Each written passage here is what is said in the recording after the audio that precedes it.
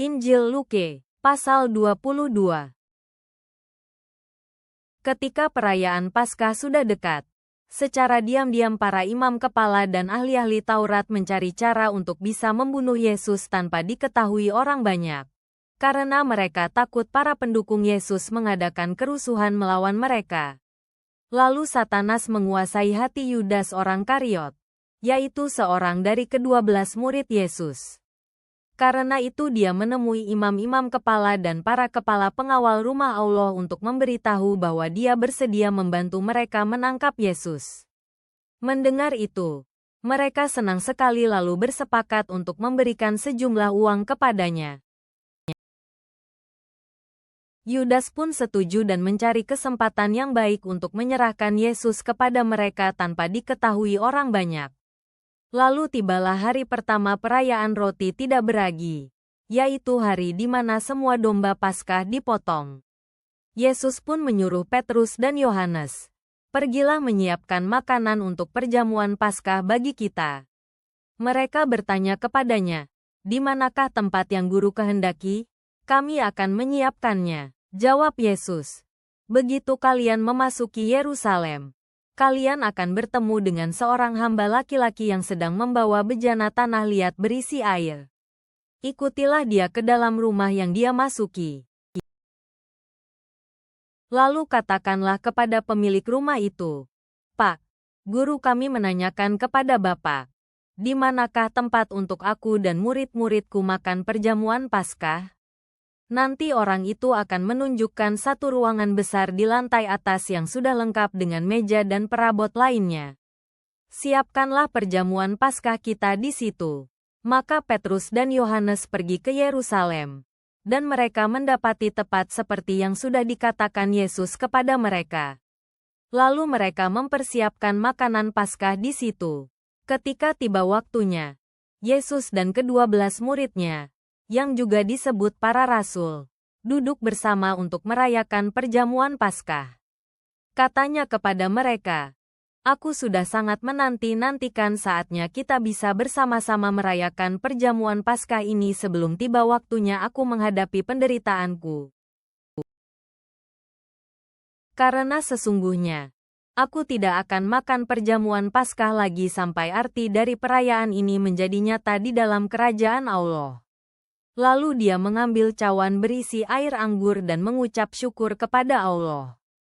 Kemudian dia berkata, "Ambillah dan bagikanlah ini di antara kalian. Karena aku sungguh-sungguh berkata kepada kalian bahwa sesudah ini, aku tidak akan minum air anggur lagi sampai Allah mendirikan kerajaannya dengan nyata di bumi." Kemudian dia mengambil sebuah roti dan bersyukur kepada Allah atas roti itu. Lalu dia menyobek-nyobeknya dan memberikannya kepada murid-muridnya sambil berkata, "Inilah tubuhku yang dikurbankan kepada Allah demi kalian. Lakukanlah seperti ini untuk mengenang aku." Sesudah mereka makan, Yesus melakukan hal yang sama lagi dengan cawan berisi anggur. Dia memberikannya kepada mereka sambil berkata, "Air anggur ini melambangkan perjanjian yang baru antara Allah dan manusia. Darah kematianku yang ditumpahkan demi kalian menjadi tanda bahwa perjanjian itu sudah disahkan. Tetapi perhatikanlah, orang yang akan mengkhianati aku sekarang ada bersamaku di meja ini. Memang aku, sang anak Adam, akan mati seperti yang sudah ditetapkan Allah. Tetapi celakalah orang yang menyerahkan aku kepada musuhku." Kemudian para muridnya bertanya-tanya satu sama lain, "Siapakah di antara kita yang sampai hati melakukan itu?" Selain itu, mereka juga bertengkar tentang siapa yang paling tinggi kedudukannya di antara mereka. Oleh karena itu Yesus berkata kepada mereka, "Di dunia ini, para raja memerintah rakyatnya dengan keras. Dan seorang penguasa mewajibkan rakyat memanggilnya sang penolong. Padahal dialah yang menindas hak-hak rakyatnya. Tetapi kalian tidak boleh seperti itu. Siapa yang ingin menjadi nomor satu di antara kalian hendaklah menjadi seperti orang yang paling hina. Dan siapa yang ingin menjadi pemimpin di antara kalian hendaklah menempatkan diri sebagai pelayan. Biarlah aku memberikan contoh ini. Di antara dua orang berikut, siapakah yang paling tinggi kedudukannya? Orang yang duduk makan di meja, atau orang yang melayani dia? Tentu orang yang duduk. Tetapi ingatlah teladanku. Selama bersama kalian, aku justru merendahkan diri untuk melayani. Kalianlah yang sudah berdiri teguh bersamaku dalam segala kesusahan yang sudah aku alami. Oleh karena itu, aku akan memberikan kuasa kepada kalian untuk memerintah bersamaku di dalam kerajaan yang diberikan Bapa kepadaku. Jadi kalian akan makan dan minum bersamaku di dalam kerajaanku. Dan masing-masing kamu akan duduk di atas tahta untuk memerintah bersamaku atas ke-12 suku Israel.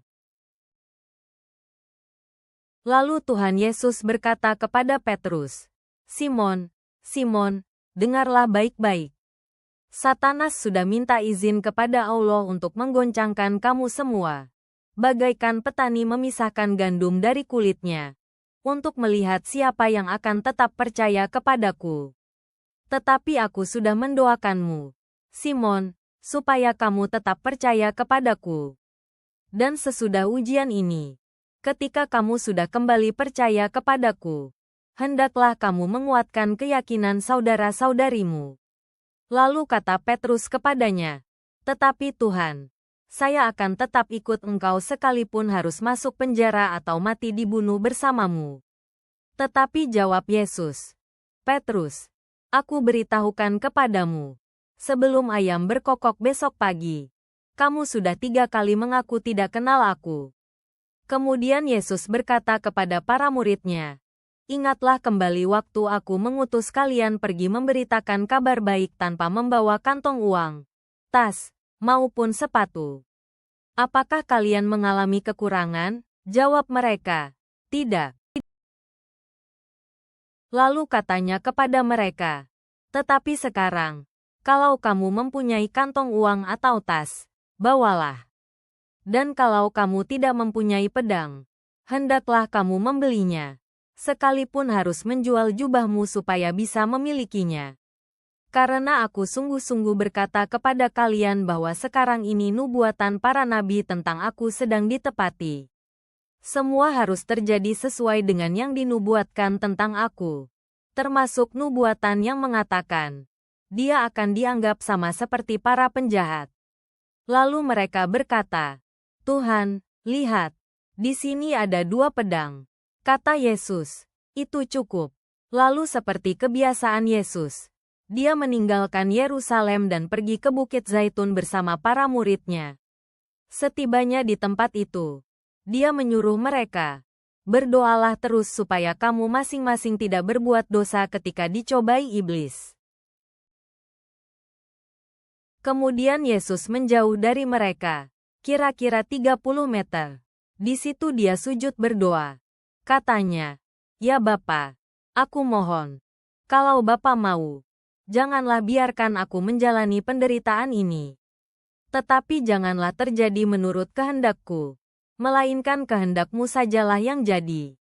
Lalu malaikat dari surga menampakkan diri kepada Yesus dan menguatkan dia. Karena beratnya penderitaan Yesus, dia semakin sungguh-sungguh berdoa sampai mengeluarkan keringat seperti darah yang menetes ke tanah. Sesudah selesai berdoa, dia berdiri lalu kembali kepada para murid-Nya dan mendapati mereka sedang tidur. Mereka lelah karena sangat sedih. Lalu katanya kepada mereka, "Kenapa kalian tidur? Bangunlah dan berdoalah supaya kamu masing-masing tidak berbuat dosa ketika iblis mencobaimu." Waktu Yesus masih berbicara, datanglah segerombolan orang yang dipimpin oleh Yudas, salah satu dari ke-12 murid-Nya. Dia mendekati Yesus untuk memeluknya. Tetapi kata Yesus kepadanya, "Yudas, jadi dengan pelukanmu inilah kamu mengkhianati aku, Sang Anak Adam." Ketika para murid yang lain melihat yang sedang terjadi, mereka berkata, "Tuhan, kami siap melawan mereka dengan pedang." Lalu salah seorang murid-Nya menyerang budak imam besar dengan pedang dan memotong telinga kanannya. Tetapi Yesus berkata, "Hentikan, Lalu dia menyentuh telinga orang itu sehingga tersambung kembali. Kemudian Yesus berkata kepada para imam kepala, pimpinan pengawal rumah Allah, dan pemimpin orang Yahudi yang datang untuk menangkapnya. Ternyata kalian pikir aku ini penjahat, sehingga kalian merasa harus mengajak rombongan besar bersenjatakan pedang dan kayu pemukul. Padahal setiap hari aku berada di antara kalian di teras rumah Allah. Kenapa kalian tidak berani menangkap aku di sana? Tetapi memang waktu yang gelap ini cocok bagi kalian, karena kalian menjalankan kemauan para penguasa kegelapan. Sesudah mereka menangkap Yesus, mereka menggiringnya ke rumah imam besar. Sementara itu, Petrus mengikuti dari jauh. Orang-orang sudah menyalakan api di tengah halaman rumah itu, dan mereka duduk menghangatkan badan di sekelilingnya. Petrus juga duduk di situ di antara mereka. Seorang pembantu perempuan melihat Petrus duduk dekat api. Dia memandangi Petrus, lalu berkata, "Orang ini juga pengikut Yesus." Tetapi Petrus menyangkalnya. Katanya, "Ibu, saya tidak kenal orang itu." Tidak lama kemudian seorang laki-laki melihat Petrus dan berkata, "Kamu juga pengikut orang itu." Tetapi Petrus berkata, "Bukan, Pak." Kira-kira 1 jam kemudian, seorang yang lain berkata dengan yakin, "Sungguh, orang ini adalah pengikut Yesus, karena dia juga orang Galilea." Tetapi Petrus berkata, "Pak, saya tidak mengerti maksud Bapak." Saat itu juga, ketika dia masih berbicara, ayam pun berkokok.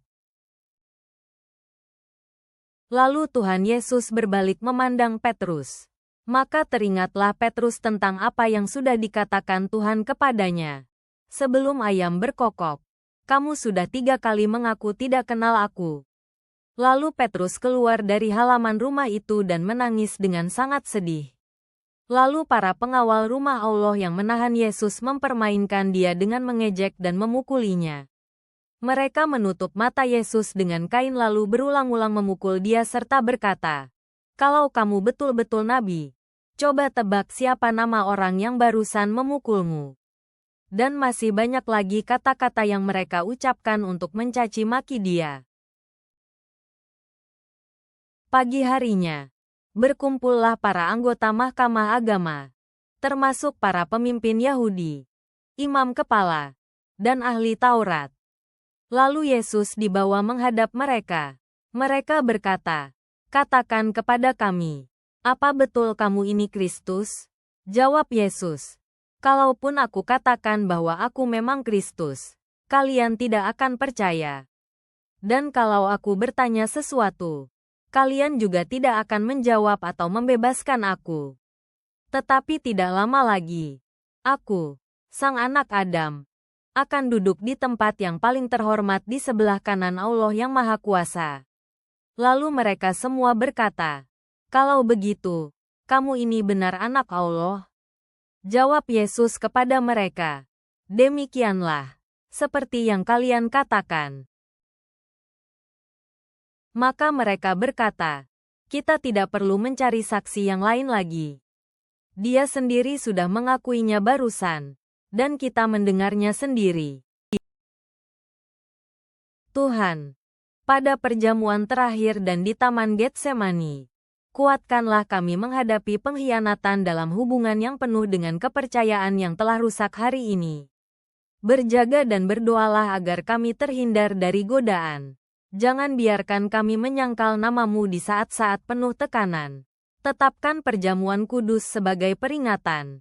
Biarkan damai sejahtera-Mu memerintah atas kami, ya Tuhan. Amin.